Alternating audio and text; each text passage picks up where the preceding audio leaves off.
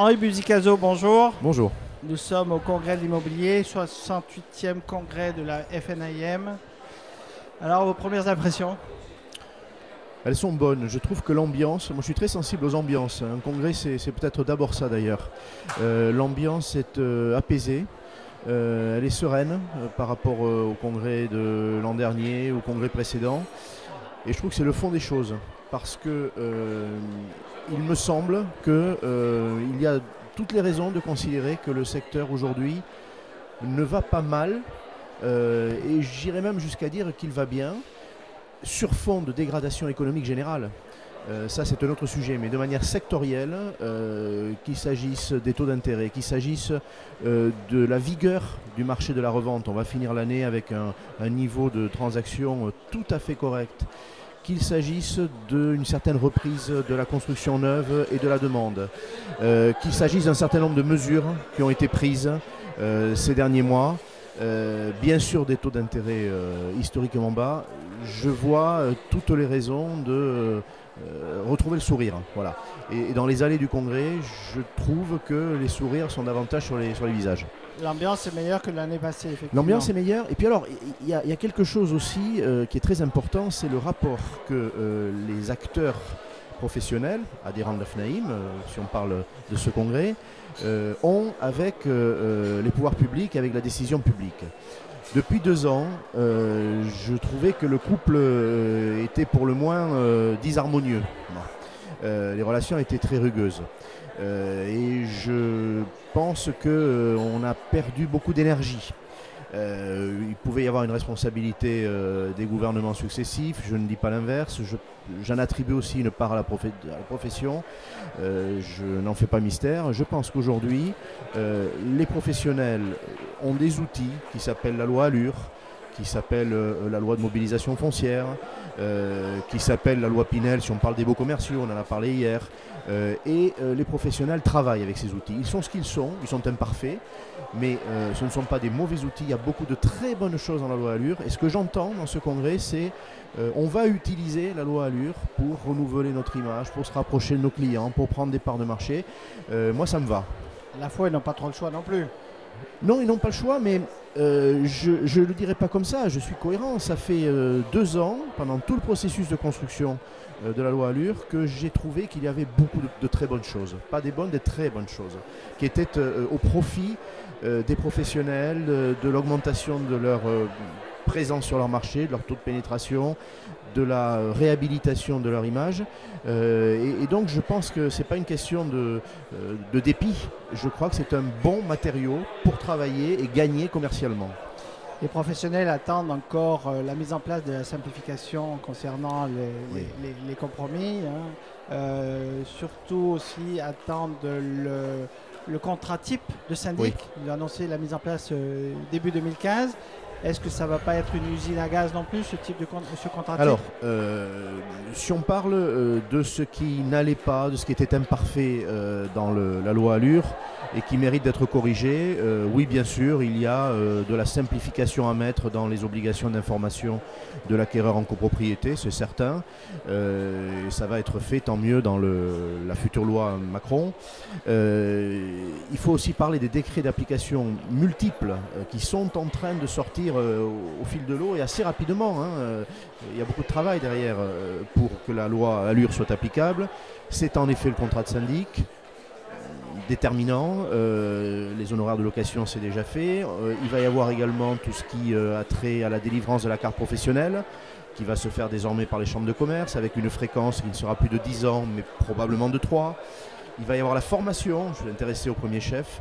La loi pose le principe maintenant, combien de jours, de quelle nature, combien cela va-t-il coûter à la profession. Donc il y a 2 années ou 3 années de travail sur les textes d'application, et en particulier l'année 2015 va être absolument cruciale parce que les principaux textes vont sortir, le bail type aussi, l'état des lieux type. Donc la profession a beaucoup de travail de lobbying à faire pour que les textes soient réalistes, applicables. Et je ne suis pas inquiet parce que le Conseil national de la transaction et de la gestion a cette mission. Ce que je vois depuis quelques semaines, c'est qu'il joue très bien son rôle dans une ambiance de travail qu'on me rapporte, je n'en suis pas membre, mais qu'on me rapporte être tout à fait constructive. Voilà. Vous avez évoqué justement la formation. Pour en revenir à la formation, est-ce que vous pensez que les professionnels aujourd'hui ont pris conscience de l'intérêt aujourd'hui de former leurs équipes et se former eux-mêmes? Non. Deux choses. Il a fallu, il faut quand même rappeler l'origine de cette obligation de la loi Allure, il a fallu que l'AFNAIM et l'UNIS demandent que la formation continue devienne obligatoire parce que de manière conventionnelle, ils n'arrivaient pas à convaincre leurs adhérents malgré tous leurs efforts. J'y ai pris ma part pendant 8 ans, 8 ans de présence à l'AFNAIM et puis beaucoup plus de temps que ça d'une autre manière. Je vois bien que les professionnels, si on ne les oblige pas, ne font pas. Un seul chiffre, ils se forment chaque année moins de 10 000 personnes. La loi Allure va conduire vers la formation probablement 150 000 personnes. On a un rapport de 1 à 15, vous voyez le retard. Et deuxièmement, je rencontre une autre difficulté qui prouve que les professionnels n'ont pas encore réalisé le besoin de formation. Je forme des jeunes en alternance, donc j'ai besoin d'entreprises pour accueillir ces jeunes. Et j'ai du mal à en trouver. C'est le cas, je crois, aussi de l'ESI. C'est-à-dire que les professionnels ne comprennent pas que avoir un jeune bien formé pour eux-mêmes, il faut qu'ils y prennent leur part, qu'ils y participent. Ils ont du mal à entrer dans cette logique de l'utilité de la formation. Est-ce que ce n'est pas un problème de financement? Il faut que les professionnels mettent la main à la poche? La formation, ça n'est pas une dépense, c'est un investissement. Et j'aurais pu répondre à votre question précédente en vous disant que effectivement, ils assimilaient la formation à une dépense et non pas un investissement. C'est un pré-recrutement, par exemple, si on accueille un jeune en alternance. Si on forme un collaborateur, eh bien, on va augmenter ses performances commerciales. On va augmenter sa valeur ajoutée. Ça s'appelle un investissement. Bien sûr qu'à la base, il y a l'obligation de sortir de l'argent. Et d'ailleurs, l'application de la loi Allure, à cet égard, les professionnels n'en mesurent pas les conséquences. Les fonds qui sont collectés ne vont pas suffire, et de loin, à financer les besoins. Ça veut dire que les professionnels vont devoir sortir leur chéquier, leur carte bleue. Donc manque de fonds, effectivement, mais est-ce qu'on a les structures aujourd'hui pour recevoir et accueillir les X milliers de formations? 150 000, c'est ça, 150 000? Oui, on peut tabler sur 150 000 personnes qui vont devoir se former à raison de 2 ou 3 jours par an. Donc ça fait un marché énorme. Alors, est-ce que les opérateurs de la formation sont là? Est-ce qu'ils sont compétents? Premièrement, moi j'ai une crainte. Et je sais la partager avec l'ESI, avec l'AFNAIM, c'est que ce marché très alléchant, qui est en train d'apparaître, quand on aura les textes d'application, ce marché existera, que ce marché fasse naître des vocations de gens peu sérieux. La formation, ça ne s'improvise pas. Moi, j'apporte un grand soin au choix de mes formateurs, qui sont tous des professionnels d'ailleurs en exercice. Un spécialiste de marketing ne peut pas enseigner le droit, un spécialiste de droit ne peut pas enseigner l'économie. Et pourtant, on commence à voir apparaître des officines de formation avec des gens qui sont incompétents. Je le dis très clairement, ça c'est le premier risque dont la profession va devoir se garder. Deuxièmement, parmi les gens sérieux, je prétends que mon institut en fait partie, c'est le cas de l'ESI, c'est le cas de quelques autres. Nous ne sommes pas très nombreux à faire de la formation continue immobilière aujourd'hui. Je dirais qu'on se compte sur les doigts des deux mains, France entière. Ça signifie qu'on va devoir s'en donner les moyens. Moi, j'ai prévu déjà de solliciter un vivier de professionnels bien plus important que ce que j'ai aujourd'hui auprès de moi. J'ai aujourd'hui une cinquantaine de professionnels qui font des formations continues lorsque je leur demande. Il m'en faudra probablement le double ou le triple. Je me prépare à ça, c'est clair. Peut-être une ouverture de l'Institut de management des services immobiliers dans le sud de la France, peut-être? Alors, il est clair que les besoins étant nationaux, puisque la loi va s'imposer à tous les professionnels de France et de Navarre, de métropole, mais aussi des Outre-mer, il va falloir se rapprocher des professionnels.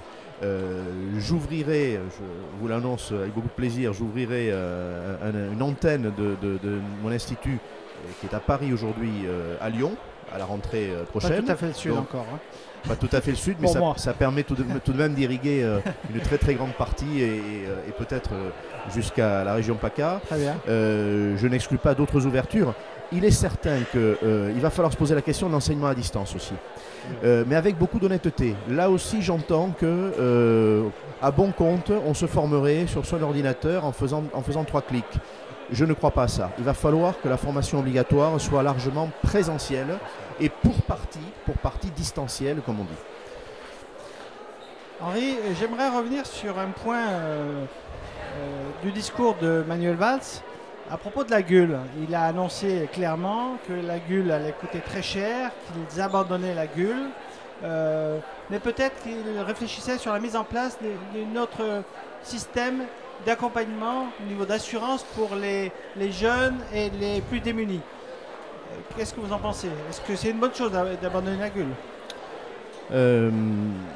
Tout d'abord, et là encore je ne vais pas me renier, j'ai dit lorsque le projet de création de la GUL est apparu, c'est un projet très ancien d'ailleurs, il faut se rappeler que depuis 2002 on tournait autour de cette idée d'une assurance large, que ce produit était nécessaire. Il faut sécuriser l'investissement locatif et aujourd'hui moins de 10% des relations locatives, des baux, sont couverts par cette assurance.